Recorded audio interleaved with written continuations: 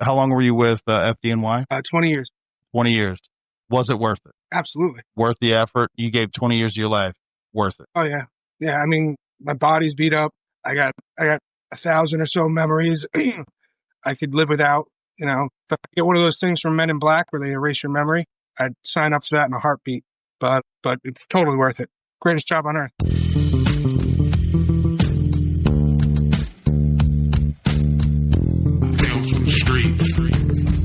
Firefighters, we usually bust each other's balls and give each other a hard time professionally, but we always end up working together, showing up the scenes together. And I just talking to you briefly before we got started, I find myself not really realizing how much shit you have to go through just to become a firefighter. So I appreciate you being on. No problem.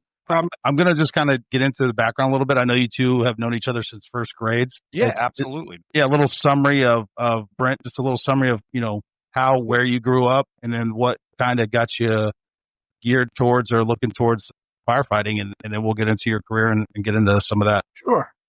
We grew up together in the beautiful borough of Totowa, New Jersey. Damn right. Well, I lived there until I was 15.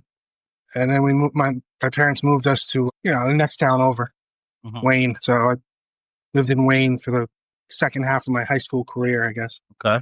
And then you said when did you start volunteering? When I was 18. Okay, 18. So was that, because you said you also went to college for like a year and a half, and I love it, for graphic design. Yes. And you were working for the newspaper? Or, I apologize. No. Well, first of all, I went to college when I was 17 because my parents went to school early. There you go. I was home by 18 and a half. No, I worked for a commercial printer. Printer. Sorry. Yeah.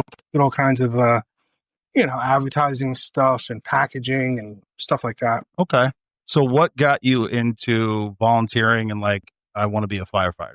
Well, when I was a kid, I specifically remember two things. My mom would take us when we were little. I have a younger brother, which you had to vote. You had to go to the Lincoln Ave Firehouse in Totowa, New Jersey.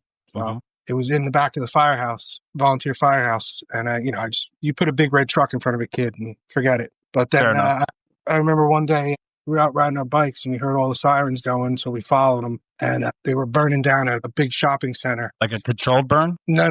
They were burning it down, but not on purpose. Fair enough. Which one was that, Brent?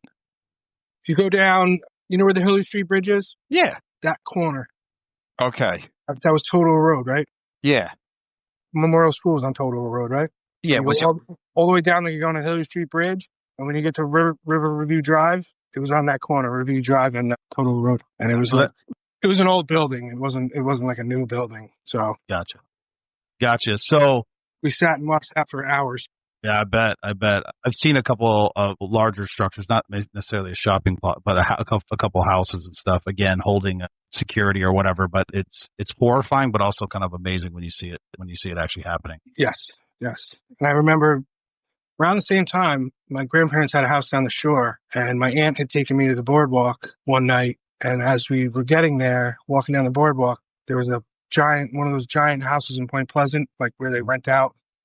I don't know if it's apartments or they rent out like summer rentals, whatever it was. It was a huge building, 3 stories, 4 stories. But that thing was burning too. So damn, you kind of get like, that looks fun. Okay, yeah. So walk me through that. So you started volunteering and you were paramedic or you worked EMS. Like, kind of how did you get to where you are to New York?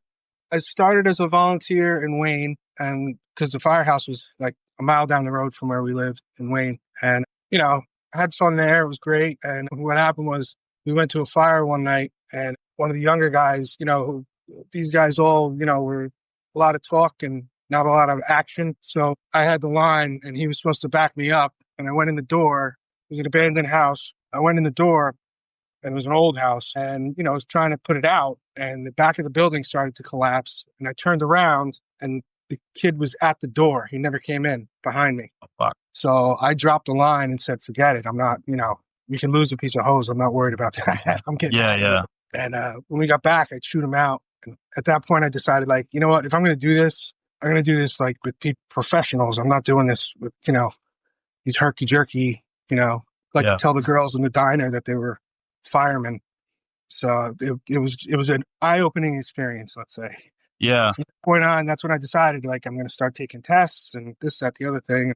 I ended up getting a job with Patterson. I'd taken a test in Patterson and in New York in 1999 at the same year.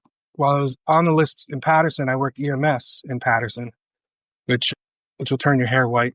Yeah. And so I was the next in line to get hired in Patterson when the city called me. New York City called me. I said, "Yeah, I'm going to New York City."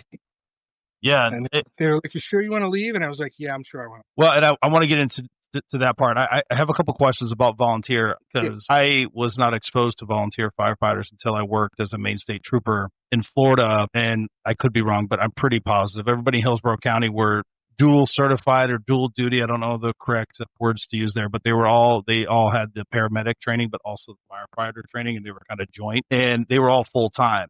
Then I go up to Maine, and depending on the nature of what was happening, the medical emergency, or if there was a fire or a vehicle fire, you would either get fire trucks or you'd have these just a hodgepodge of dudes showing up in a Toyota Corolla, a truck. You had no idea what you're getting. They're volunteer firefighters. And again, some of them, I'm like, okay, this guy knows what he's doing. Then you get some other guys, I'm like, he looks borderline, maybe a criminal, possibly homeless. Why is he here? What is he doing?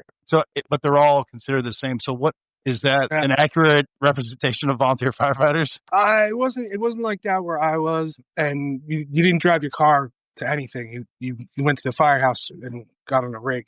But we didn't have to be EMS certified when I was a volunteer because we had a volunteer ambulance corps. Okay. They would send them to EMS runs and us to fire calls. Is there any type of training that you go through as a volunteer, that like some at least baseline training, or how does that work? It's run through the county. It was Passaic County, New Jersey, and they had a fire academy. It was like in the back of a DPW building up in Riverdale, and they put you through the motions, and you had to get certified. They had certifications: firefighter 1, firefighter 2, hazmat 1, hazmat 2, and then they would also take you and they wouldn't do live fire drills, but they had an academy training tower, and they'd pump it full of fake smoke and have you crawl around and bump into walls, and just to get used to it. Okay. All right. So now you go to New York City and you take on the job. I'm assuming there's an academy, or what did that look like for you? Yeah, that's called The Rock. Okay. Adam. Yes, I know. It's on Randall's Island. I don't know if you know where Randall's Island is under the Triborough Bridge. I do not, but I'm tracking what you're saying. Right. Yeah, and it was cleverly placed next to a sewage treatment plant, which perfect. You were there all day running around doing all this stuff, and it smelled amazing. So, but yeah, they had an academy, or like, did you stay on site, or was it you? No. Okay. No. You actually, like I was telling you earlier, we were the largest class. I think we still hold that record to ever go through the academy. So what they did was they split us. We ended up graduating with 368. That's what we started with, to be honest, because a lot of guys washed out. Guys got hurt. You got hurt, you were out. They didn't recycle you if you got hurt? You had to wait until the next academy. Okay. Yeah, that's not bad. Yeah, no, you had to wait until the next class.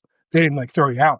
But a lot of guys just after the first week or so were like, nah, this ain't for me. It's funny that I remember when I went to OCS in '99, you get all these guys, and I remember there was this one kid, and he's like, everybody, just before you get picked up, like, because it was officer candidate school, so they let you kind of like lead yourself for a little bit. You like have a gunnery sergeant or staff sergeant. And I remember there's like this one kid's like, yeah, man, I want to join the Marines because I want to kill people and shit like that. And then, they pick you up, like your platoon gets picked up by the staff, like, the drill instructors, and they're just fucking working you.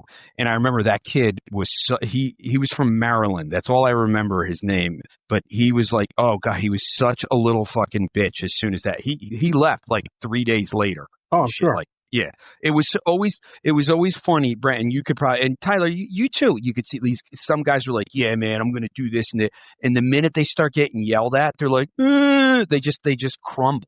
Yeah. Oh yeah. We had a guy, and this just basically sums it up. We had a guy from Staten Island, strike one, showed up to the academy in a Corvette, strike two. He probably, I don't know how much juice he was doing, but this kid was, jacked. Mm-hmm. Big, tough Italian, oh yeah, let's do it. The first time they put them in a mask, that's what we call our SCVA. We just call it a mask. We don't drill a hole. But they had them put the mask on, and they put us in a building. Had to sit around the wall. It was a circular building, and we sat around the outside walls. And they put a bunch of bales of hay in the middle and set it on fire. They're like, okay, we're gonna hang out for a while. So we're all sitting there, he's sweating. And then at one point they say, okay, lift up your mask. Lift up your face piece. The face piece is, what you would think was the mask. We call the face piece. Uh-huh. Lift up your face piece. And this dude completely got claustrophobic, couldn't handle it, and we were all just like, dude, come on. Seriously? Yeah. You're all talk, the whole way in. And now all of a sudden, this is what does you? Like, it's the fire department. What do you think we're going to be doing?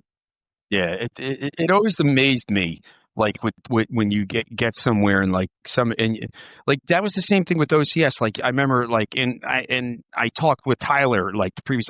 I was never like a PT stud or anything like that. Yeah. And I remember this one guy. He was my rack mate, and he was a PT stud. He got a 297 on the PFT out of 300. Like his run was like 18:10. He needed an 18 minute to get a perfect. Like Right. That's 3 miles in 18 minutes. Jesus. And I remember this kid, and he's like, "Yeah, I don't want to. This isn't for me." He's like, "I had a hip injury a few years ago. I'm just gonna use that and get out of it." And he was gone like 2 or 3. He was there for like maybe a week. He was gone and shit like that. It's always the loudest talkers. Yeah, for sure. It's always the loud mouth.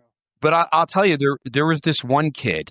I don't remember his name, and he didn't want to be there anymore. He realized he's like, I don't want to be a Marine. But this is the thing. This kid, he told people in like third weekend when I went, it was a 10-week. That I went to the 10-week one, and you are allowed to drop on request. You are at the 7th week, and this kid didn't want to be there. He stayed and finished OCS. He's like, nah, I don't want to do this, but I'm going to commit and finish this. Like he was like a religious kid, but he wasn't like, praise the Lord. Like he said his prayers, he did a sign of a cross and did it after every meal, but never tried to get anybody else. He's like, this isn't for me. Like, and he was like, he probably would have been a phenomenal Marine and an officer, but like, that's the type of guy he was. He's like, no, not for me, but he goes, I'm going to finish it out. And that was it. And everybody and the drill instructors knew, everybody knew he didn't want to be here, but he's like, and they asked him at the 7th week, they're like, do you want to drop? He goes, no, I said, like, and he was really nonchalantly, he's like, no, I said I'm staying to the end. I'll stay to the end, and then I'm done. I'm not going to take a commission or anything. And they respected him for that. They respected him for that. Yeah, fair enough. Well, Yeah. So what kind of training were you doing, and also how long was it? Sorry. Our academy, because there were so many of us, went 12 weeks. Okay. And you did all kinds of things. There was a classroom. There was a building with classrooms. Go through basically what the New York City Fire Department has, what they call the books. And it's all our standard operating procedures. So, you go to class and it'd be all about ladders, or you'd go to class and it'd be all about like ventilation. It'd be all about, hose, like which hose lines to stretch, what size, for what situation, and those kinds of things. And, you'd have classroom depending on, they broke us out. It was run like a paramilitary operation. We were broken down into squads, and then we had a squad leader, and then each squad, there was, I forget how many squads were in each one, but there's A and B. But, like I was in B23. So that would be, B23, that was it. And, like they broke us down like that, and you would be with your squad all day and your squad leader. Usually what they did was they took anybody who had a military experience, the squad leader. Yeah. Same thing in law enforcement. Even if you were in the Coast Guard, you were a squad leader. Hey, don't knock the Coast Guard, man. Those I'm guys not are knocking good. the Coast Guard. I'm just saying they took anybody who had military experience, Fair enough. So let me ask, so you get through 12 weeks. Now, how does that, like, do you already know where you're going? What No, station you're assigned? Like, how does that work? What happens is you go through all the training and you have to take a test at the end, a physical test, another physical test, and a written test. And once you pass that, you're good. And then you get to put in for 3 companies. Or no, I'm sorry. I'm thinking of Flips, Lieutenant School. No, in Fire Academy, they just assigned you. Like, you found out the last day where you were going. Damn, last day. All right. But I'm assuming it's all within the city, right? You don't cover the entire state of New York. You work in New York City. Just the 5 boroughs. Just the 5 Okay. boroughs. All right. And Brent, I'm sorry to jump in, Tyler. No, go ahead. Brent, correct me if I'm wrong. I remember because you had to live either in one of the 5 boroughs or one of the counties in New York like the whole time you're on the job there, right? It's the 5 boroughs: Westchester, Rockland, and Orange. Yeah. And it's the same, Tyler, for the NYPD, but like New York City teachers, like I live on a street with that, like there's like in my town, there's a bunch of New York City teachers. They can live in Jersey. They let the EMS do that too because they're so desperate for EMS people. Yeah, that's what I was going to say, because like a New York firefighter, like that is, I mean, all across the United States, like people know who New York firefighters are, right? It's a prestigious agency to work for. No disrespect to any other fire departments, of course. And I've been out in LA and San Fran and stuff like that where they do the wildfires, and I know that's different. And I'm going to ask you some questions about it, but I'm imagining this is a pretty difficult position to get into. And Brent and I talked offline. Some people just don't realize, some people go into it, what they'll do is they'll take the police exam. They'll take every civil service exam they could take: police, fire, sanitation, whatever. And, whatever comes up first, which is usually the cops, they'll take it. Like, for example, when I was in academy in 2003, the policy was like, if you were a cop for 5 years, so you'd be off probation. Like our probationary period was 5 years. You'd be off probation already, and and you could transfer to the fire department and keep your pay grade. Oh wow! Right. The police department finally got sick of it because they were bleeding so many people who had taken all the tests and then would leave for the fire department that they changed that policy. I forget what year it was, but they changed that policy so you had to start over, and And guys still did it though. Guys, I think guys did, but not like they used to. I had a guy in the squad behind me in academy. Well, there was a guy in my squad was a detective in Staten Island. Jeez. He was. And then there was a kid in the squad behind us. We were talking to him one day. He was in aviation. He was flying helicopters. That's sick. And he left. Yeah, I remember when the first time I ran in, I met a guy when we had a shore house on the Jersey Shore in Manasquan in '96, and one of the guys like I think they were Staten Island guys, but they were actually pretty cool guys. He was a FDNY guy, but he did 5 years as a cop, and I remember asking him, I'm like, "Why'd you switch, man?" He's like, "Dude, I got sick and tired of going up on scenes and people getting airmail. That's like when people throw shit off the roof." Yeah.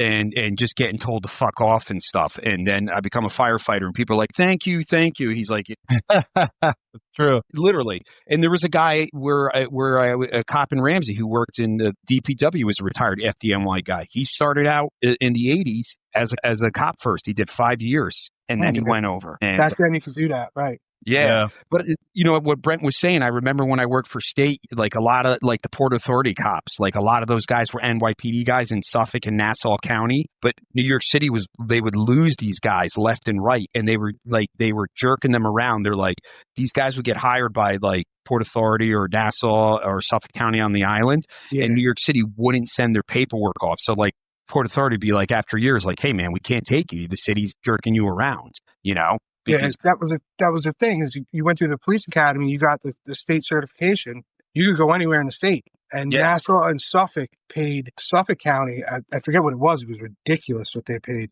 Yeah, Tyler, there was a thing. I don't know if they said it was statistically easier to get into Harvard than become a cop in Suffolk County. Yeah. Oh shit. Yeah. We actually had a guy leave our fire academy class for Suffolk. And we were like, why are you going? And he told us the salary. I forget what it was. It was astronomical. And we were like, oh, okay, see you, man. Yeah. When I was doing command and staff in the reserves, the retired colonel teaching us was a Suffolk County lieutenant. But he started out in the FDNY. He was a firefighter for like a year or two. And then he got hired by Suffolk and left. Yeah. No, we had guys leave for that. Yeah. Huh. We actually had one guy. He was from Yonkers. And ironically, Yonkers' starting salary was more than the city's. And he was from Yonkers. He was Irish. He had like a brogue and everything.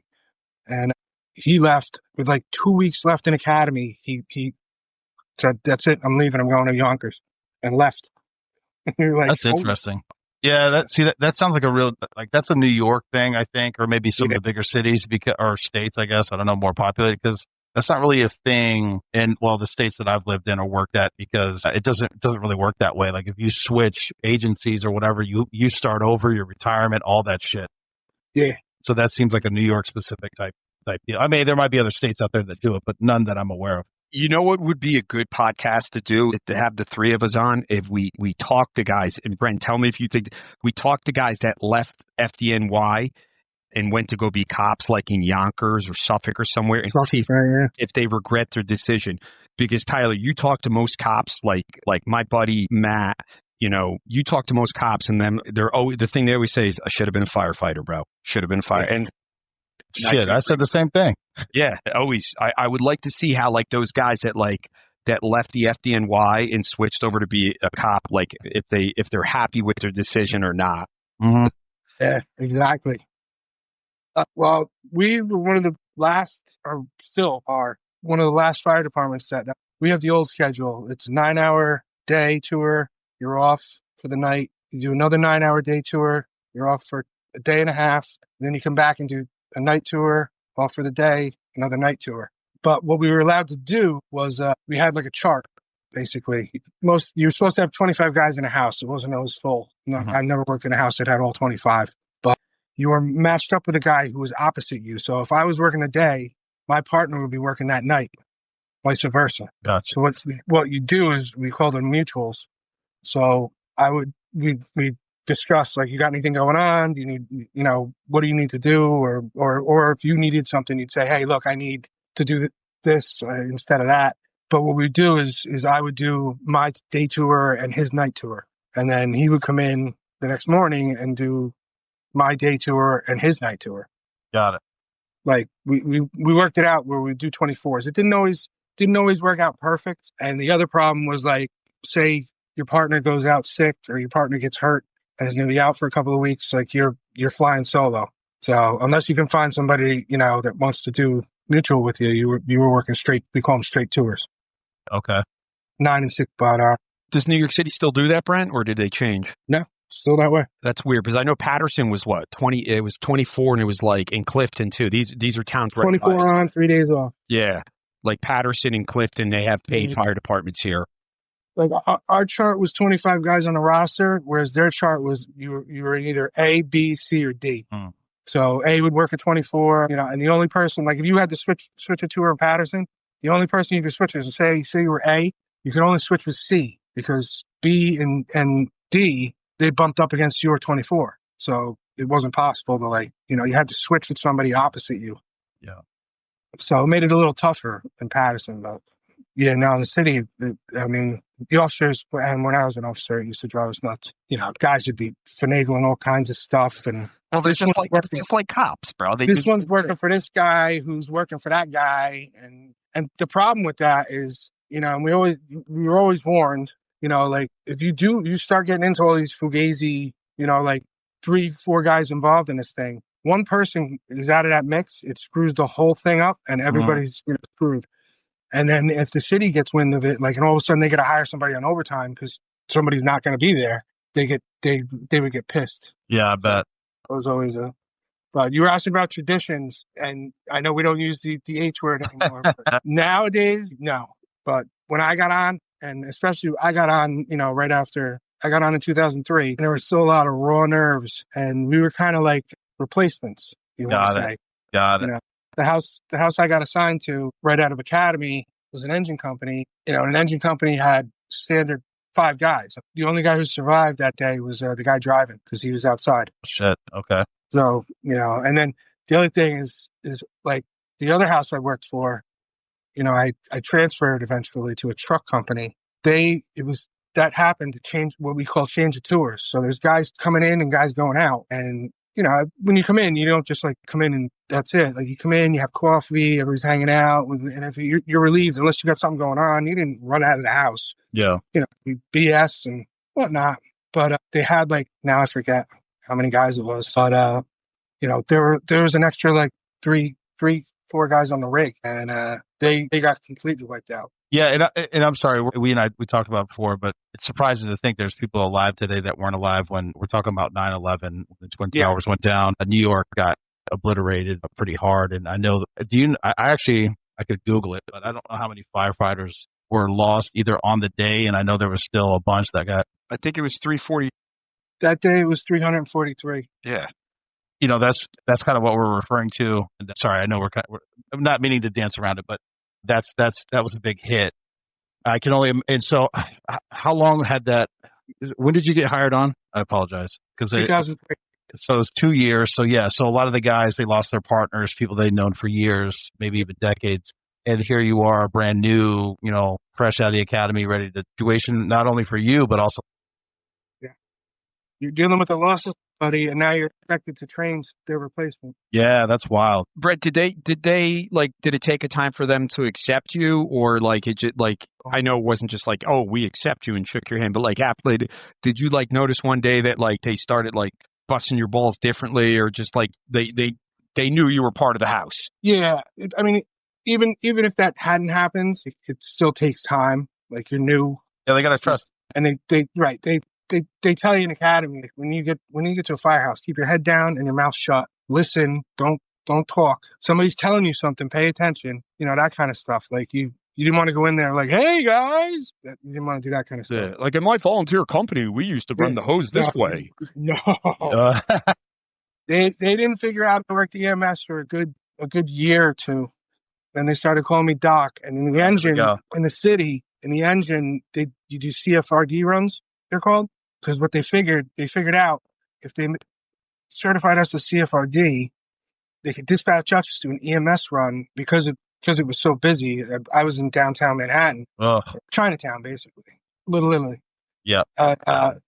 We could get there faster than the ambulance. Gotcha. So if we did have to do CPR, or somebody had to do CPR, we were there, we could do it. And then when the bus got there and the paramedics, they could take over. So we would get a lot of those.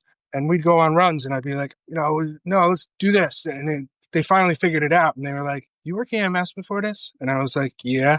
And they were like, oh, you got that every time now. I was like, you're the one. You're the one. You committed one of the first sins is opening your mouth and volunteering info. Tyler, if I can interject, I want to. You talked about like how the difference between volunteer firefighter and FDNY, like a paid professional service. I mean, I'm not saying that the volunteers aren't professional, but no, I've had some really good ones. I'm not trying to shit on them. And Brent knows where I'm coming from. Being like a cop in Jersey, where majority of the towns are volunteer, I got like, they give me a bad taste. I'm not gonna lie, and I'm not saying all of them, but like it's you get there and because like we got sent to everything as a cop. Yeah. And you get there, it's a fire alarm, and you call in on the radio like, hey, dispatch, advise FD, nothing's showing. They can slow down their response.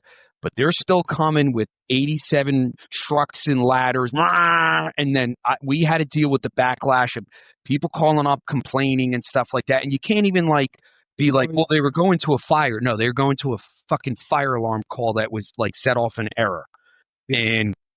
But what I was getting, there was a kid from Ramsey. I forgot his name. It was before I got hired. He was a Marine. I think Mike Riley. I forgot his name. Riley got killed in the Bronx. Yeah. And they did. He was, they had the funeral there in Ramsey and everything. This is before I got there. Oh yeah.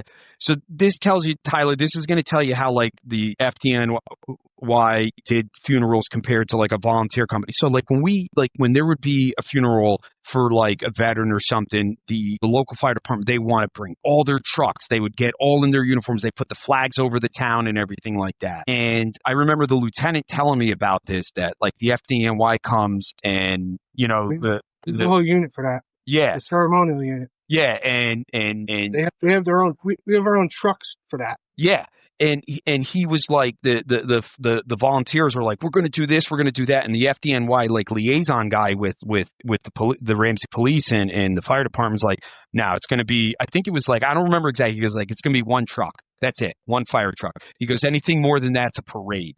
No, what it is the caisson, which is with the casket on. That's a specific, like, it's not really, it looks like a functioning fire engine, but it's not really. It's made just for that. Oh, I didn't know that. Yeah, and that'll be there, and that'll like drop him off at the church and pick him up at the church, and then take him to the cemetery, whatever. But the only other unit that'll be out there is the unit he was from. So they'll bring the rig. Like Riley was working in, what was it, 45? No, I forget what unit it was. 42 engine. So 42 engine was out there, and the caisson, and that's it. Nothing else. Yeah, and I remember the lieutenant at the PD was telling me that, like, the volunteer guys got, like, they were all like upset and like kind of offended when the FDNY liaison guy was like, it's like any more than like one or two fire trucks, it's like, that's a parade. This is a funeral. Like, shut them down. And they were like, because they couldn't put the flag out and like, which I understand where they're coming from, but it's like, dude. Like I always like, why are they all here? And like, they just want to, like, I don't know, man. I have my issues with volunteer fire. I'll be the first to admit it, bro. Adam, you heard what I told you earlier. There's a reason I left. Yeah, exactly. And don't get me wrong, you're right. They're not all bad. I mean, some guys are really into it. Those are usually the guys that leave and go get a paid job. Yeah. They're really into it. And then there's other guys who are just there for, the bar and the firehouse. And just in the bar and just drive the truck like lunatics. I remember doing security at like the farmer's market on a Sunday, and I'm sitting there and I'm in my kit and I got my M4 in the truck, and some lady comes up to me. She's like, I think there's a fire over there. It's on the other side of the fence by the train tracks, and it was like a brush fire. So I walked over there and I'm like, I called it in, and I remember some ladies like, and I'm standing there, I'm literally looking at the fire, and this was getting towards like, this is just before Lucy got sick, but I was still just a miserable person before that too, but I was just at wit's end, which you guys know. This lady's like, I think there's a fire over there. I go, yes, I know, I can see, and I had the radio in my hand. I go, I called on this, they're coming, really sarcastically. I'm like, I mean, like, you guys know, like, how stupid can you be? Yeah. But I remember like one of the regular patrol units showed up, and I go, okay, I'm going back to my post and stuff like that. But I remember like there's a farmer's market going on, and it was the firehouse was right there, like right there. They come, there's this pregnant lady getting in, and they come, and the guy was a retired cop. He was a fucking buffoon. I never worked with him, but like he was just a buffoon. They said that, like, and he comes screaming through, like, with people through a farmer's market. There's like a side road, but like, get out of the fucking way, there's a fire. And I'm like yelling, I'm like, dude, it's a brush fire. Like, like, calm the fuck down. Like, I remember I told the lieutenant, I'm like, yeah, fucking so-and-so almost hit some pregnant lady. And it's like, no one's like, yeah, what are we going to do about it? But that was like my thing. Like, they would, like, we had to take the calls all the time. All right, I'm talking too much, Brent. This is about you. I apologize. No. Yeah. I agree with you. Yeah, it just got myself. Yeah, it's Brent. They go over the top, and it's for nothing. Yeah, most of the time. Brett, now you tell me. So I've done this twice with Tyler and stuff like that. And one of my things was like, I always talked about and just don't be a bitch. And it's up to you if you want to talk about it. Remember the fire you went in? I think it was like at a recording studio or something. I think you were a lieutenant. The guy was a DJ. Yeah, you were newly promoted, and I remember you went in and you got hurt, right? Well, what happened was they left the door open. The whole thing in the city, apartment doors are supposed to have a spring loader that automatically closes the door, because the last thing you want is the door to be open, and then the fire's going to come out into the hallway and go right up the stairwell like a chimney. Because 9 times out of 10, there's some Giacomo who was up on the roof, smoking, drinking, whatever he was doing, and he didn't close the roof door. So it would be like a chimney effect. So this is what happened here is they left the door open, and when we pulled up, I remember it was like 1 o'clock in the afternoon. We had just eaten lunch, and I was sitting down to watch a Met game. We were like 2 blocks away from the firehouse it was. And we come around a corner, and there were people hanging off the fire escape and like smoke blowing out the windows. And like I had to give, when we get a fire, it's called the 1075. So you call the dispatcher and you say, okay, 1075 box, whatever the box number is. And, then they dispatch all the, then you get a whole, like, usually it's 2 engines, 3 engines, 2 trucks. Once you give it 1075, there's all kinds of things that show up and people. But we pulled up and we were there first. So it was the third floor. We stretched the line up to the third floor, and it met us in the hallway. And the kid on the knob knocked it back. We crawled in, and it was pitch black down to the floor. And you couldn't see nothing. And it was a tight hallway. Guys were climbing over each other. And they reported like kids trapped. So now the guys in the truck are trying to get past us so they can search, the bedrooms and everything else. It was so crowded in there that because everybody just wanted a piece of it. It was so crowded in there that like you could barely move and you couldn't see. So finally we got to where the fire was, and my guys were putting it out, and they got it knocked down. But by this time, my control man, he still had air. He was the one that grabbed me. But I was running out of air, and I was like, you know what? What happens is your face piece, the respirator in the face piece, when you get low air, it starts to buzz and it shakes, buzzes on you to let you know you're getting low. And usually you kind of guesstimate it, and you're like, I got another like 10 minutes of air, I'll be fine. And sure enough, the thing suctioned up to my face like one of those things in Aliens. Because there was no air coming out, and it just sucked right up to my face. And I was like, shit. So I looked around, and I could see a window to my left. So I crawled over to the window and, opened the window and stuck my head out and pulled my respirator off my face piece. And I was like kind of sucking in air. Eventually my control man came over. He's like, Lou, what's up? You all right? And I'm like, I'm out of air. And he's like, all right, well, we got to get out of here because everybody's running out of air. Like my whole company was starting to run out of air. We had been there first. And so he grabbed me and he's like, put your hand on my shoulder and just follow me. And like, he was like a fullback and like just plowing through people to get us out. And I followed him out, and I got outside and I just sat on the steps, in the stairwell. And they said I was green. I don't know. I couldn't see myself. Is that from like the CO2 or like the smoke or what? Just from the smoke. Yeah. Shit. Well, I mean, you're going to get CO2 with smoke. You're going to get CO2 too, but it was the smoke from all the vinyl records burning. Oh, shit. I didn't think about that. Yeah. The gases. Fuck. Yeah. It's some bad shit. But I remember, because I remember like Brent sent like on our group chat, he sent a picture because I think you were in the hospital, and he sent a picture. He was on a stretcher getting oxygen and everything. He's like, I still have it. Yeah. It was in the Daily News. That was in the Daily News. Actually. Yeah.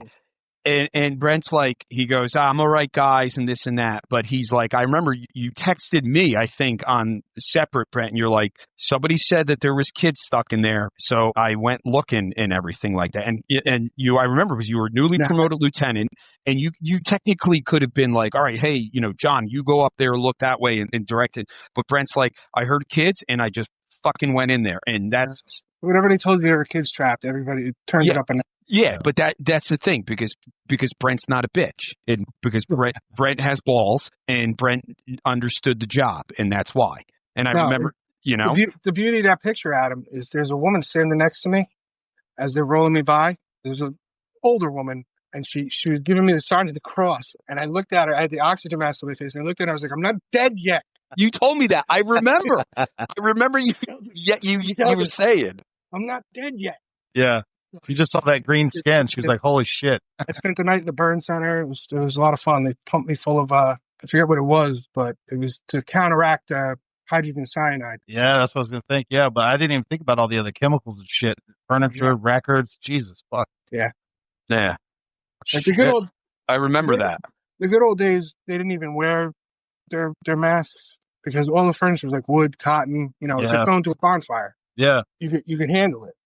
And the more time you had on, the tougher you were. Probably wasn't good for them, but yeah, they would suck it up. Huh? So nobody wanted to be the first one to put the mask on. Yeah. It. But no, that's fair enough. That was great. They gave me, I forget what the concoction was, but at one point I got up after they pumped me full of it, an IV full of it, and put me in a room in the burn center. I had to pee, so I got up to pee. I'm taking a piss and I look down and it's purple. And I'm like, and I'm talking like beet purple, almost like blood. You're like, what the fuck did you give me? Freaked out. I was like, holy shit. So the nurse comes back and I'm like, hey, hon, I took a piss. And it was like, and she's like, that's just the chemicals. It's the treatment. It's going through you. That's all. And I was like, okay, all right. I panicked for a second. I was like, oh my God. You're like, at least it didn't burn. That's good. That's a good start. Yeah, no. But, it's shocking. You look down and you're like, whoa, what the? Yeah, I want to. We jump around on this show a lot, so I apologize because I want to get back to that because now it just as as you're talking, I'm jotting down notes, but I want to kind of get back to because you said that you stay at the house, and just for people who don't maybe understand what you mean, you guys like live together. It's Oh, yeah. basically your family for whatever your shift. Well, fuck, it's probably your family anyway. You're probably closer to those guys than anybody else, but you're staying in the firehouse Yes. the whole time together as a unit. Oh, you spend 24 hours with the same 5-6 guys, and the only person who has their own room is the officer. Damn. So everybody else sleeps in like a bunk room. So you had guys who like snored, guys who, would talk in their sleep. It was like being at summer camp. Yeah, you're an adult and you're having to deal with this shit, and you could be awakened at any moment, right? You're not getting any sympathy from me from the places I have to All sleep. right, Marine. All right. The only difference is at 3 a.m, out of a dead cold sleep, you got to slide down a brass pole for about 15 feet because the older firehouses, like the ceilings were all like 15, 20 feet high. So when you went down, you go down a brass pole at 3 o'clock in the morning, half asleep. All right, I'll give you scarier that. than anything else. I'll give you that. I didn't realize how much shit you guys carry, one on the trucks, but two, just in the firehouse. There's just so much stuff. Yes. Well, if you were a junior guy, especially during the day, you were cleaning everything you could find to clean. And that included like the rig, the tools, everything, the house, the kitchen, you didn't stop moving. You weren't sitting around watching TV or anything. As you got older, as you had more time on, and there were more junior guys, they did it and you just kind of, guys would study if they wanted to get promoted. Some guys would just watch ball games. And we did have, as I was getting out, there were a lot of younger guys and they were big into like video games, Mm-hmm. Not that they had time on, but they were younger than me. So, but they were into video games. Like I was never a big video game guy, but. Did you have a gym there, Brent? Every firehouse had a gym, yeah. But like every firehouse I worked in had a gym. Yeah, that's a New York thing. Yeah, if guys would work out. That's the other thing. Guys would work out. I had a buddy in San Francisco, one of the guys in my reserve unit when I was in Fort Lewis, and he was a San Francisco firefighter, and they could work out. I remember he said he was able to he could go for a run. He would he always had a radio on him. Yep. But he couldn't go super far. But no. He's they had a limit. He worked in Chinatown there in San Francisco. Yeah, you didn't do that in the city, but guys would work out definitely. I heard LA, don't quote me on this, but I heard LA, they make them work out.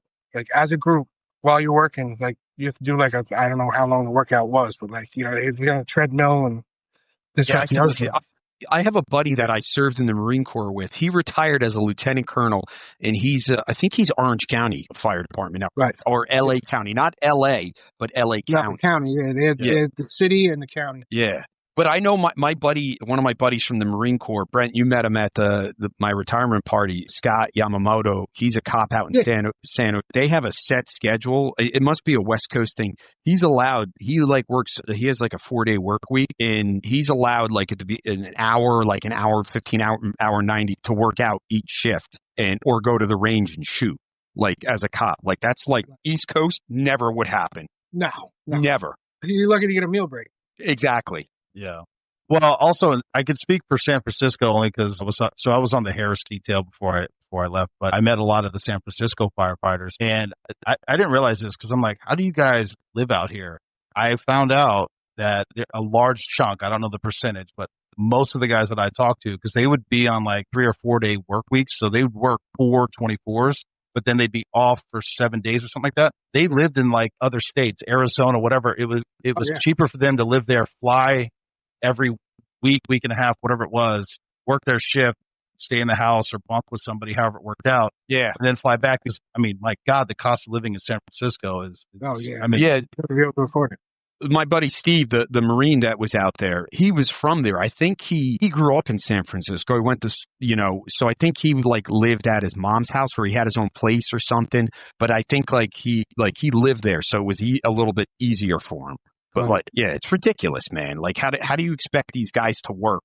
It's the same in Manhattan. Yeah. Yeah.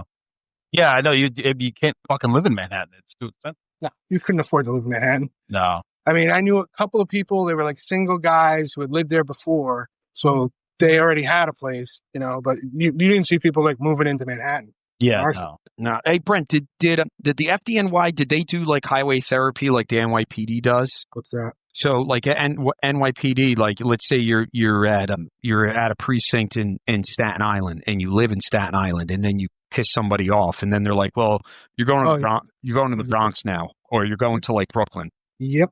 Yeah, they did that. Yeah, that's Yeah. a big New York City thing. Yeah. The state police in Jersey does that a little bit. The highway therapy, it's called. Like when Yep. you piss somebody off, they assign you somewhere far from where you live. Usually the furthest firehouse they can find. Yeah. Well, let's talk about that for a minute, because I know you retired as a lieutenant. Two-part question. What is the rank structure? And then how does that work? Like, do you have to bounce around to different firehouses, or can you rank up in the same state? How does that work for you guys? No. Okay, so there's firefighter, lieutenant, captain, battalion chief, deputy chief. After deputy chief, if you get promoted, you're staff chief. So they'll send you to headquarters, and you're a bigwig. And It's supposed to be like administrative, I imagine. yeah, it's you run like the academy, or you run like fire prevention, or you'd run EMS. Like you were in charge of like a whole bureau. Okay. Okay. As a staff chief, but the rest of the ranks, most of them, you worked in the field. And that was the structure. Okay. What was the second part of that question? So like could you potentially stay in the one station your entire career, or hey, I get promoted, you got to go somewhere else? Okay. Yeah, they'll steamroll them. What do you know? I taught you how to do this job, and you're going to fucking tell me what to do? Got it. Now, what they would do is they moved you. You couldn't work in, I think it was the same borough. You definitely weren't in the same house, but they bounced you out of your borough. And I worked in Manhattan, so it was kind of like we didn't really touch any other borough. We were surrounded by water. Mm-hmm. But I think like out in like Brooklyn and Queens and whatnot, like you couldn't work in. I don't think they let you work in a division. Really, even if even as a lieutenant, like you would just take over another house, or I correct myself. Okay. It didn't go by borough. It went by division. okay, So like I was in the first division, so I couldn't work anywhere near the first division. So like I couldn't work in the first division. I couldn't work in the third because the third touched the first. So I would have to go all the way up to the sixth, which was like Spanish Harlem, that area up there. And but the thing is, when you get promoted, they also ask you that this is like I was saying before. They at the end of flips, they ask you, flips being first line officers. I forget what the IPS stands for, but it doesn't matter. We called it flips. Yeah. That was where you went to get when you were promoted. That's where you would go to become a lieutenant. You went to a school basically for it was like a month, and at the end you got a form, and you could request like 3 battalions. You couldn't even request a house because you weren't getting a house right out the gate. Mm. But you could request 3 battalions. So what guys would try and do is like I lived up here in Orange County. I put in for all battalions that were in Division 7, which is the northernmost division in the city. And I got Battalion 13, which is the very top of Manhattan, which was part of Division 7. And I ended up working up there in like Inwood, Washington Heights, that area for a while. But the thing is, when you're covering lieutenant, either one or two things would happen. They'd assign you, and usually right out of the gate, they assigned you wherever. Like they would call you the night before and be like, tomorrow you're going to, and sometimes you had to actually look up where the house was because you never heard of it before. okay, yeah, fair enough. And the other thing that would happen is like, say there was an officer that got hurt and he's out for a month. They'd put you in his spot until he got back. Or if there was a guy on vacation, you would cover his vacation, like that. So you'd be there for more than one night or one day. You'd be there for a couple of weeks, but you were never in one place. And eventually what you'd have to do is if you were working in one particular battalion, division, that's how it worked. It went by firehouse, battalion, and then division as far as the units. And you would have to go to like the battalion chief and the division chief and be like, Chief, I'd really like to, if there was an open spot, say somebody had retired and they were just covering lieutenants, you go to the chief and say, hey, I really like this house. Do you think maybe? But it was a two-sided thing because not only did you have to get the chief's permission, but the chief would also go to the captain of the house. Who is Oh, that? good. Is that you? No, it's the Wookiee that lives with me. But you'd have to ask, like the captain of the house too. Yeah. Like, 'cause he didn't like you weren't getting in there. All right. But So then there was the guys had to kind of vouch for you. Yeah, exactly. Well, Brent, I got to be honest with you. It was a lot of politics. Oh no, politics in the East Coast, never. So the goal is to get assigned to a house as a lieutenant, I'm assuming, because what you just described sounds terrible. Eventually, yes. I never did. I was covering, and I never got in a house. The division I was in was very competitive. Okay, fair enough. So switching gears just a little bit, because now you got me thinking. I was thinking about the wildfires and shit in LA, but in New York, you've got especially Manhattan. You got all those fucking skyscrapers and buildings, and they're packed with people. Was there again? Sorry, I keep doing this to you. 2-part question. Was there specific training that you guys had to do? Because I'm thinking. So as the Secret Service, we'd always have briefings with fire departments. Like, what floor are they going to be on? And most cities, it's like, hey, the 10th, 12th floor, and they're like, yeah, that's fine. But in New York, it's like, hey, it's on the 32nd floor or whatever the fucking floor. They're like, because they have to call in special trucks and all this other shit. And then 2, did you ever have any? Again, we're setting aside Twin Towers, but did you ever have any fires in a building like that? So 2-part question. Sorry. Yeah. Well, we had that was part of our SOPs. Like part of our books SOPs was for different building types. Like because we had everything from like Staten Island, it was like being in the suburbs, and then Manhattan you had the high rises, and Brooklyn you'd have brownstones. So for each building there was a different way how we would attack it. And you went by those procedures. Got it. But okay. yeah, no, I've been to a couple of high rise fires. As a fireman, as a lieutenant, yeah. How did that?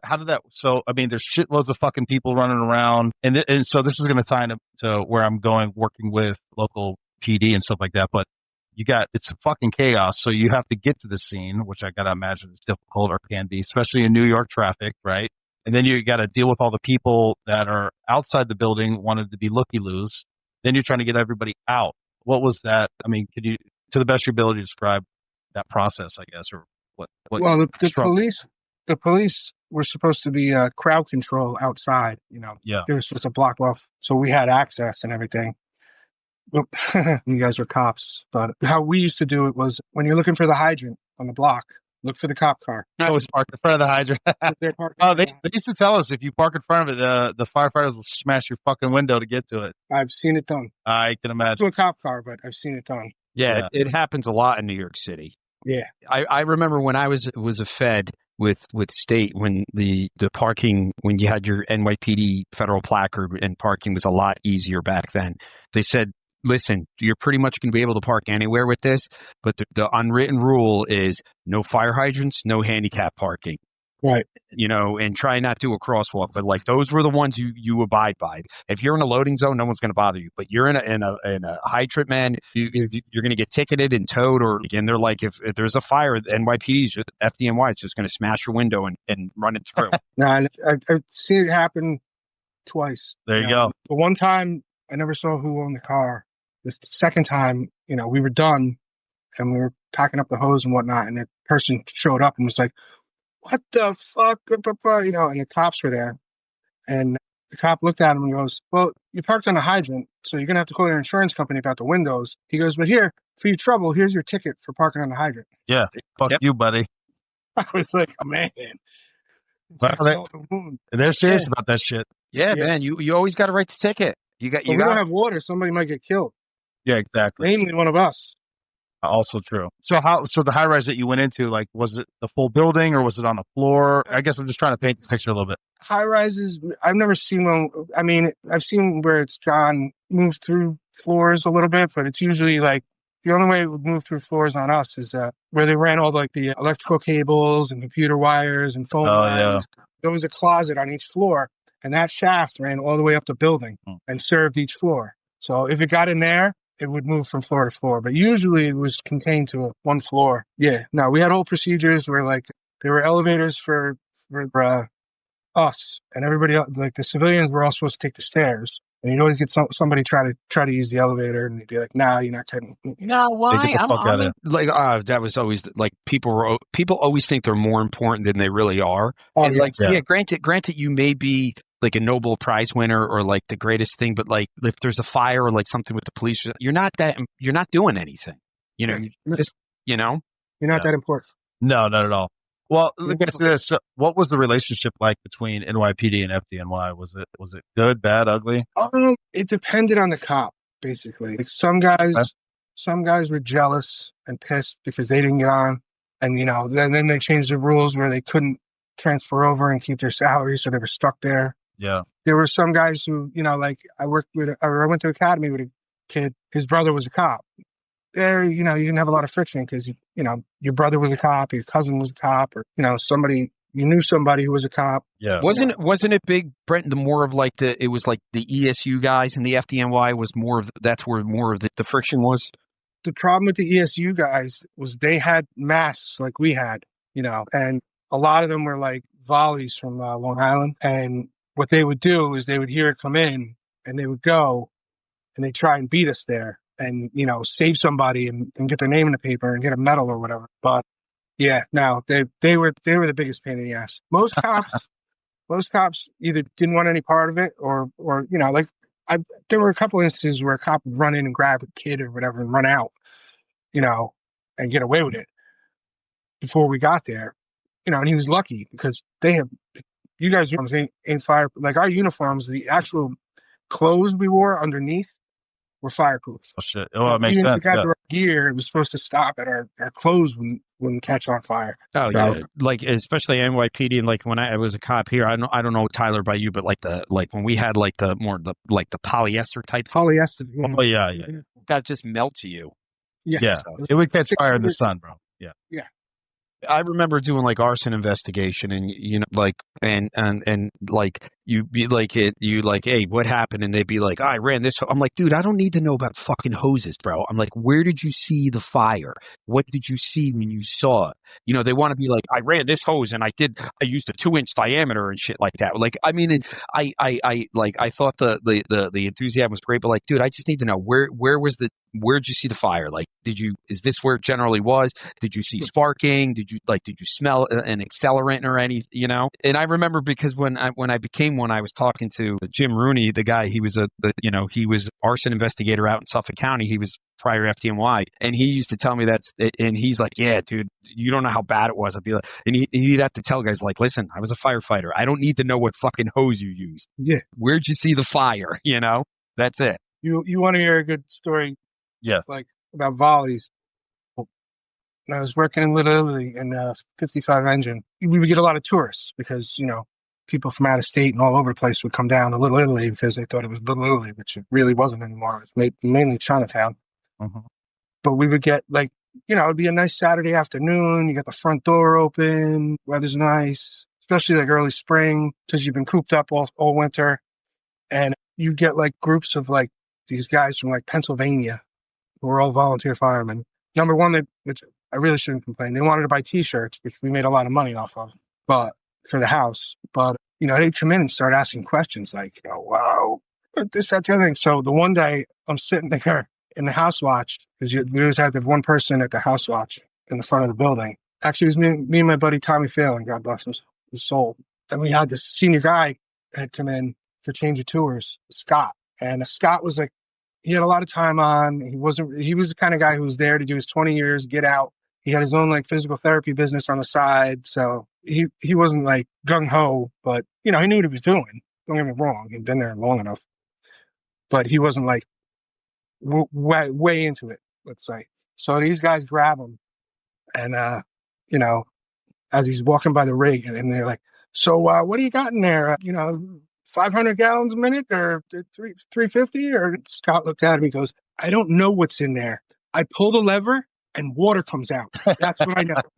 And the guy was mortified. He was trying to be impressive, and he's like, dude, I don't give a shit. It's water. He was like, and Scott probably was telling the truth. He was like, God's honest truth. I don't know what's in there. I pull the lever and water comes out. Like, I can turn it up. I can turn it down. As long as it works, that's all that fucking matters. As long as water comes out, we don't care. Yeah, that's I know what you're talking about. So again, that's what I'm saying. It's just a different culture, and environment, because cops don't really.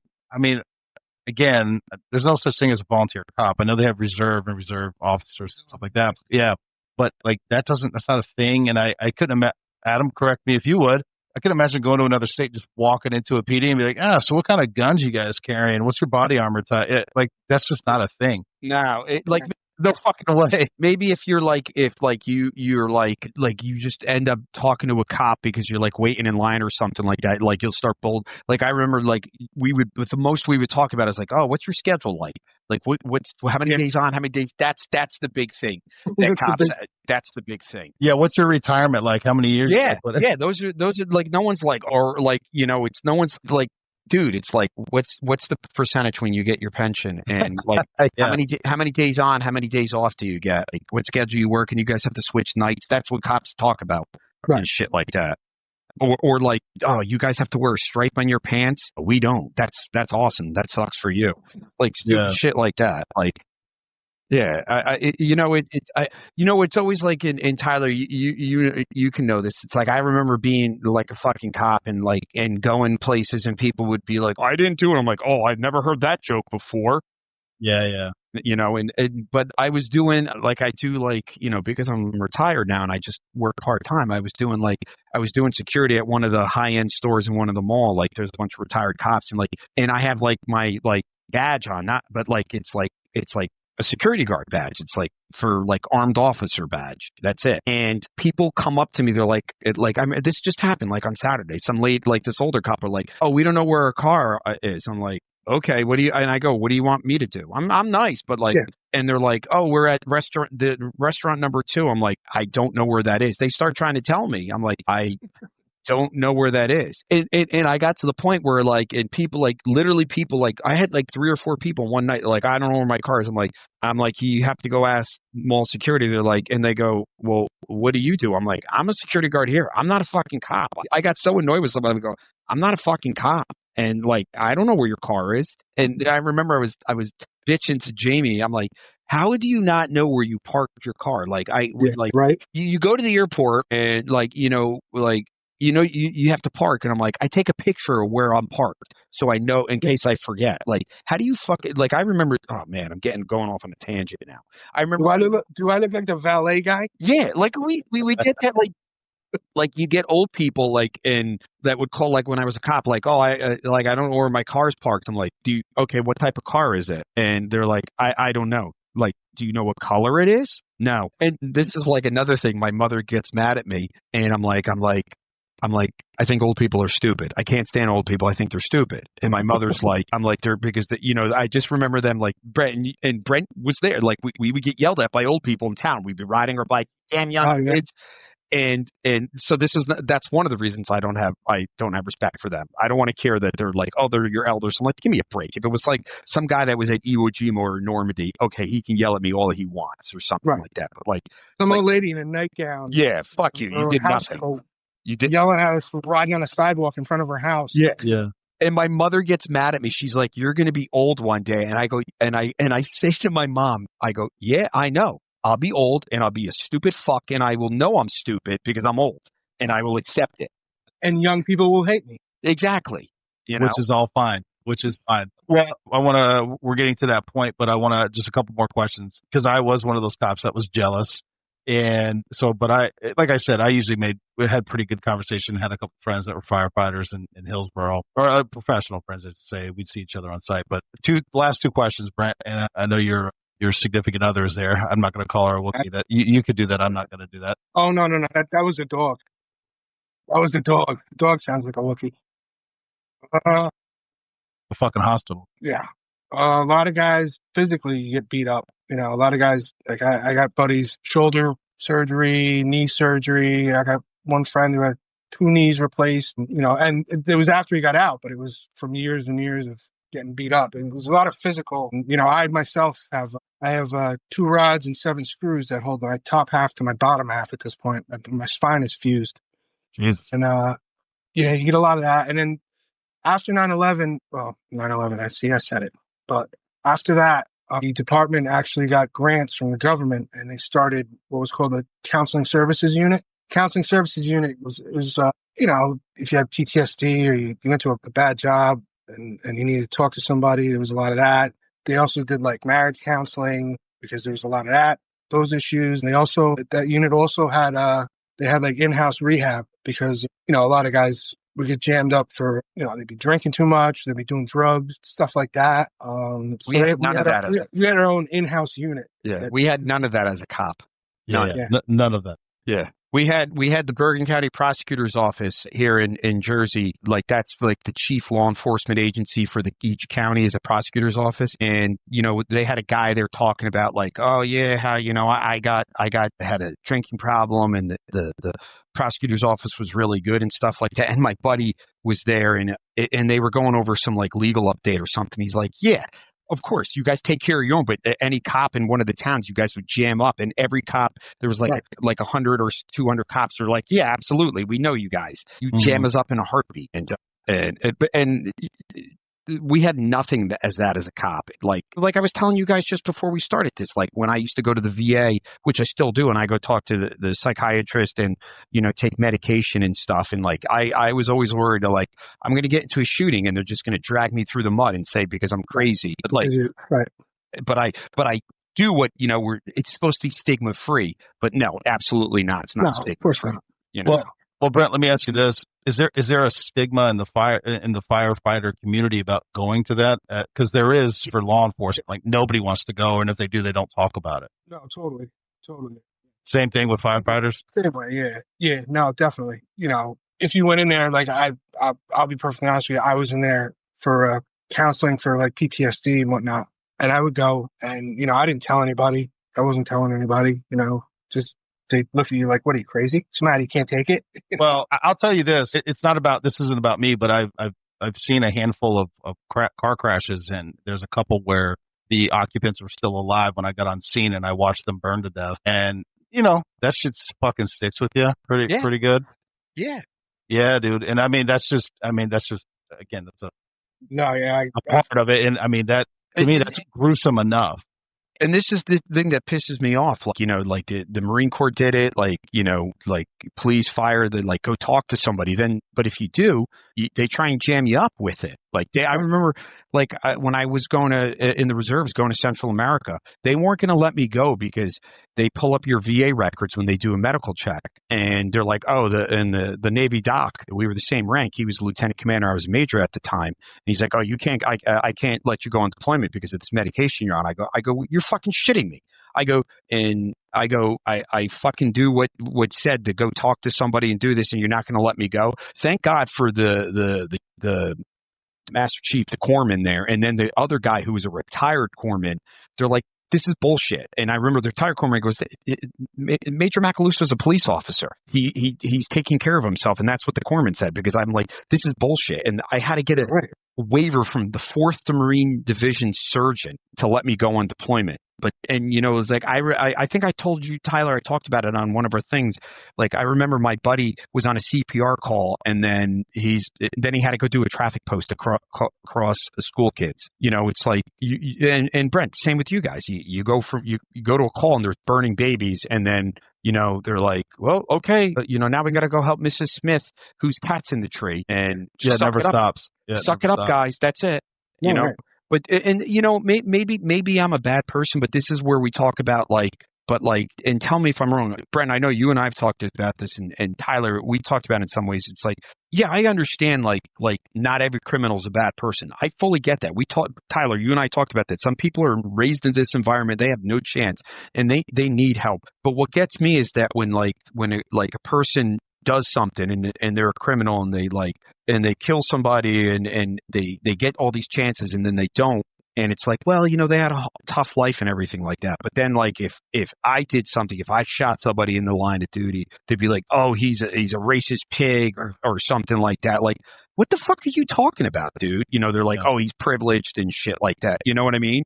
Like, why am I a bad person? You know, like for doing my job. Yeah, for doing my job. Like, and Tyler, I know you and we've talked about this. Like you had buddies like that you play ball with that, like, they had no chance in life, and it's not fair what happened to them. And which something needs to be done about that, because on the other end of the thing is like some people think every criminal is a criminal and needs to be locked up. I'm like, nah, dude, you got to look at like this environment they come from.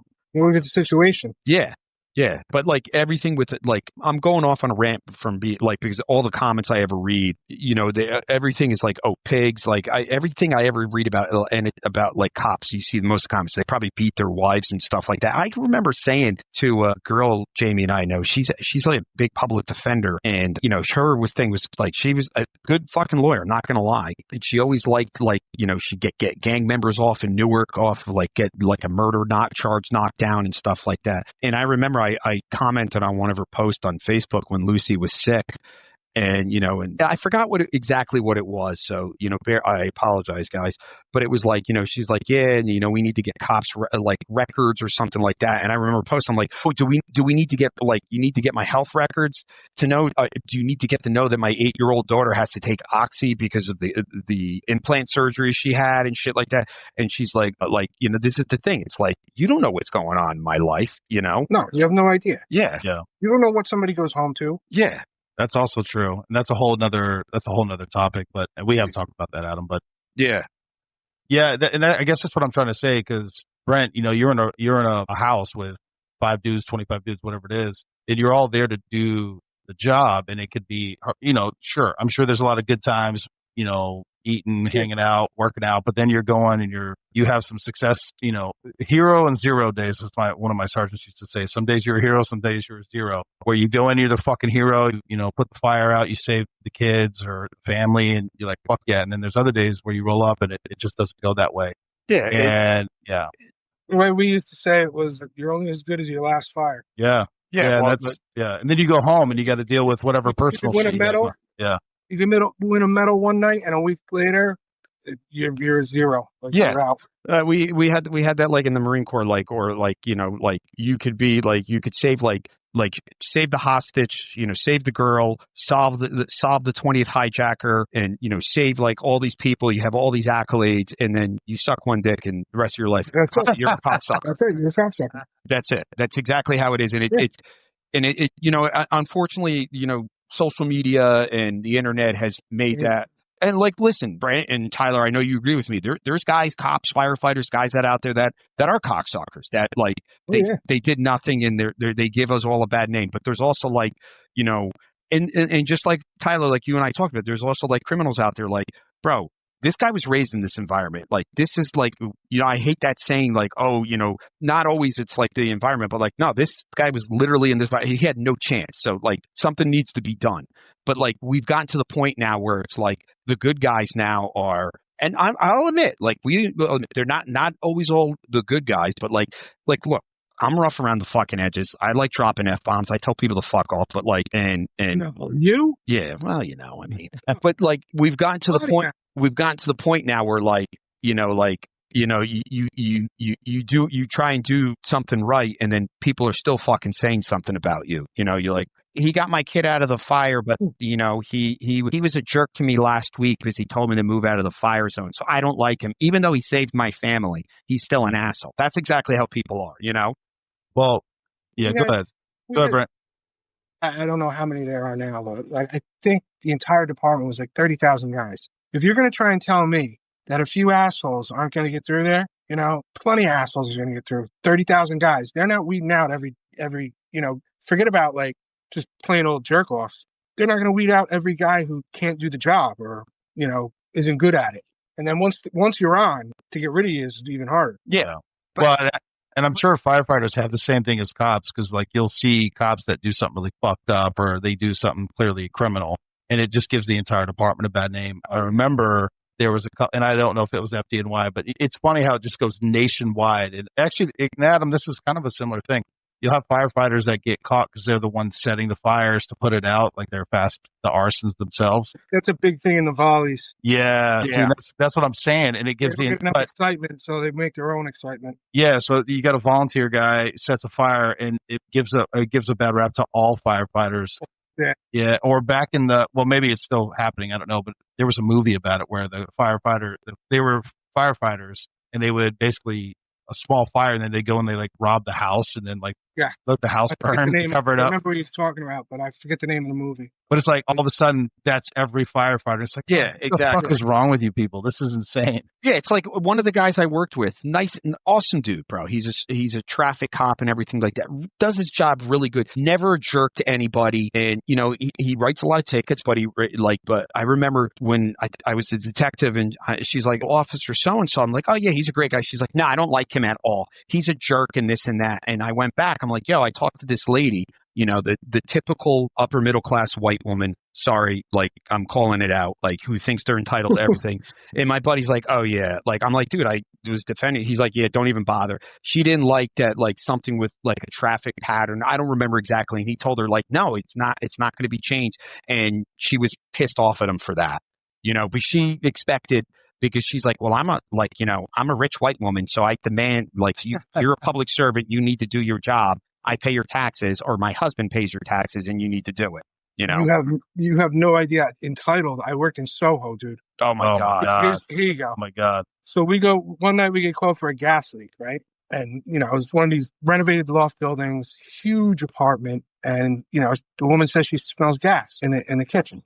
So you go in the kitchen, and it was like a full commercial Wolf stove, like stainless steel, everything, the most high end appliances. It looked like no one ever boiled water on this stove. Right? So I don't know how the gas was leaking, because nobody had ever used this thing. But we get in there, and sure enough, the meter's going off, and we're like, all right.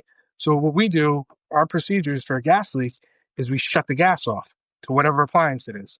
And it escalates, like if it's not the appliance, or if it's, something else. The last thing we want to do is we'll shut the meter off to the apartment, so anything gas is shut down. And if it's really bad, then we shut down the building. But you never really want to do that, because then Con Ed's got to come out to turn it back on. You can't, the super or whatever just can't turn it back on. So you never wanted to get to that level. So we get there, and we shut the stove off, and she looks at us and goes, well, you going to fix it now? And I looked at my lieutenant at the time, and he was a good friend of mine. He's still good. I looked at him, and he looked at me, and he looks at her, he goes, lady, we're a fire department. We're not plumbers. Call a plumber. You mean now I got to pay a plumber? And he was like, yeah, we don't fix it. We just make sure you don't die. Yeah, we had that. Like I had that. I remember That's hilarious. I was going to a medical call, and it was winter time, and I'm walking the driveway, like sloped down, like the house was like the street was higher than the house, so the driveway sloped down, and it wasn't like a CPR or anything. It wasn't like a serious medical call, but it was a medical call. And I remember I slipped on the driveway, bro. I remember I had black jungle boots on that I kept from the Marine Corps that I wore as a cop for a number of years. I slipped and I wiped out on the driveway like on black ice. Hurt like fucking hell, dude. I'm like, oh my God. I was down for like 20 seconds or so, maybe 30 tops. I get up and I ring the doorbell, and the lady's like, where? Like, she wasn't a jerk, but it was just like, where were you? I saw your car there. And I'm like, I go, you didn't clear your driveway of ice, and I slipped, and sorry, I'm hurt now. And I remember I had a huge black, but I remember, and it happened again later in the day. I slipped again, but she's like, where were you? I'm like, I was laying in your driveway, withering in pain, Yeah, because you land on the fucking gun belt, and it's just like, I'll give you guys one better, and Brent, I'm sure you probably can't do this, but it was in Hillsborough County, and I was responding. I was a deputy at the time, and I was responding to a delayed burglary. So it had happened, who knows when, right? She was at work, she came home, hey, something's wrong. It's pouring down rain. I get there, I'm getting all my stuff out, and I hear somebody yelling. And I'm like, I'm in an apartment complex, and I'm like, whatever. As I get closer, she's yelling at me, and she's cursing me out that it took me so long. I was there in like 5 minutes after this, whatever, it doesn't matter. And she proceeds to just curse me out for like 5 minutes. And I tried to be like, ma'am. And I said, finally, I was like, do you want me to help you or not? And she wouldn't stop cursing me out. So I said, fine. And I went back to my car and I drove away. And like a half hour later, the sergeant goes, hey, she's calling back. Did you not? I was like, sir. And I cleared it with notes what she was doing. And he goes, well, I'm going to send somebody else because I don't know what that's all about. But come see. But anyway, he had my back on it. But I was like, bro, you're not going to sit there. I'm here to help you, and you're going to curse me out. Like, what's wrong with you? Yeah, like, and you guys can agree, like on, like, I fully get, like on a serious call, like CPR, like something Yeah. serious, like a family member's freaking out, and they're like, "Are you guys going to do anything?" Like, like, or like, and that really never happened on CPR, but like if it's something serious or like with a kid, I get it. I get it. If it's serious though, serious. Tensions are high. Yeah, I get it. But when it's like little Johnny stubbed his toe and it's like, dude, chill out. I remember, and I was just talking to my buddy about it like a week or two ago when we were on. It's like it was like 4:34 in the morning. We get a call for a medical call. Lady's having a seizure. My buddy and I get there and we're like, oh shit, dude. Because we had them called BLS and then ALS, which is paramedics, because paramedics are separate in Jersey. And we can't get a BLS crew to come out. And the guy's like, we're like, how long's this been going on? He's like, 90 minutes or so. His wife's been seizing on the living room floor. Okay. Where was he? He was there. We're like, sir, you didn't call. And then he gets like mad at us, and he's like, well, where's the ambulance? They're coming. And like, he goes, what's taking so long and stuff? And the paramedics get there. Thank God they got there. They're like, yeah, we got to take her. And the guy was like getting mad at the paramedic, and he's like, how long's this been going on, sir? He's like, I don't know, 90 minutes, an hour and 4, and you're calling now?